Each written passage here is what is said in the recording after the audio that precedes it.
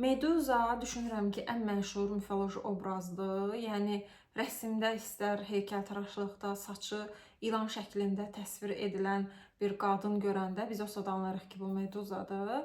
Meduzanın yəni əfsanəsinin bir neçə növü var, variantı var. Ən çox məşhur olanlarından Atinanın onu cəzalandırmasıdır. Yəni əfsanəyə görə əfsanələrin bəzilərində Poseidon və Atina ər-arvad olur, bəzilərində isə düşman olur. Daha sonra isə Poseidon Atinaya qonaq gəlir və Meduzanı orada görür. Meduzaya aşiq olur və ona təcavüz eləyir. Daha sonra isə Atina onsuz da, yəni öncədən də Meduzanın ondan gözəl və ağıllı olması üçün qısqanclıq duyurdu. Bu hadisəni özünə təhqir bilir və Meduzanı cəzalandırır. Cəza da onun saçının hər bir telini ilana döndərir və onu sürgün edir. Yəni ürəyi soyumur, sürgün eləyir. Ondan sonra yenə ürəyi soyumur və sürgündəykən qardaşı Persosu göndərərək Meduzanı öldürdür. Yəni başını kəsir.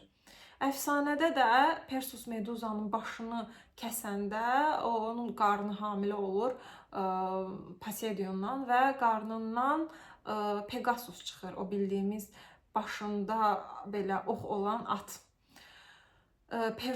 Pegasus doğulur və əfsanəyə görə Meduza onun başına baxan hər kəsi daşa çevirir. Və bu mifologiya bütün tarix boyu rəsmlərdə və heykəltaraşlıqda bu cür istifadə olunub. Çünki Florensiyada da, İtaliyada da bu heykəl bu cür təsvir edilir. Persus Meduzanın başını kəsir və başında qan damcıları, saçları ilan formasında. Amma modern zamanda Argentinalı bir heykəltaraş adını qeyd eləmişəm, Luciana Garbati bu mifologiyanı tamamilə əksinə çevirir. Yəni feminist aspektdən modern bir versiyasını yaradır. Belə ki, onun yaratdığı heykəldə başı kəsilən Meduza deyil. Meduza özü ona təcavüz edən Poseidonun, daha doğrusu onu öldürmək istəyən Persusun başını kəsir. Bu mifologiyanı biz belə dəyərləndirə bilərik ki, tarix boyu necə ki Meduza gözəl və ağıllı olduğu üçün ona nifrət duyulurdu. Yəni bütün tarix boyu, bugün də düşünürəm dəyişən bir şey yoxdur. Necə ki xristianlar orta əsrlərdə ağıllı və gözəl qadınları ovlayırlar, cadı, ifritə və s. deyirdilər. Burada da Meduza gözəl və ağıllı olduğu üçün cəzalandırılır. Daha sonra isə o təcavüzə uğrayır, yəni Poseidon tərəfindən təcavüzə uğradığı üçün öldürülür. Yəni bu cəmiyyətimizdə də təcavüz edilən qadın həmişə linçlənir. Yəni bu orada qurban olduğu halda heç kim demək olar ki, təcavüz edən təcavüz edilən qədər linçlənmir. Yəni orada həyatı məhv olan yenə təcavüz edilən qadın, yəni qurban olur. Yəni Argentinalı heykəltaraş da bu düşüncəni belə deyim, ignor eləmək üçün, yox eləmək üçün bu mifologiyaya yeni bir baxış gətirir.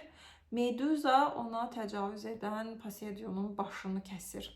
Yəni bu heykəl də bu cür təsvir edilib. Düşünürəm ki, Yunan mifologiyasını da, oradakı daha doğrusu obrazları, digər obrazları da feminist aspektdən dəyərləndirmək olar və Meduza bu arada bu heykəl özəlliklə Me Too hashtagı yaranmışdı bir aralar Twitter'da, o dönemdə daha çox belə məşhurlaşmışdı. Çünki o dönemdə qadınlar onlara edilən təcavüzlər və yaxud da ki, tacizlər barədə Me Too deyərək, yəni mənim də başıma gəlib deyərək öz hekayələrini danışırdı. Və bu heykəl bilmirəm, yəni verdiyi mesaj baxımından, heykəltaraşın verdiyi mesaj baxımından düşünürəm ki, çox önəmli bir heykəldir və yeni, modern, feminist baxışıdır.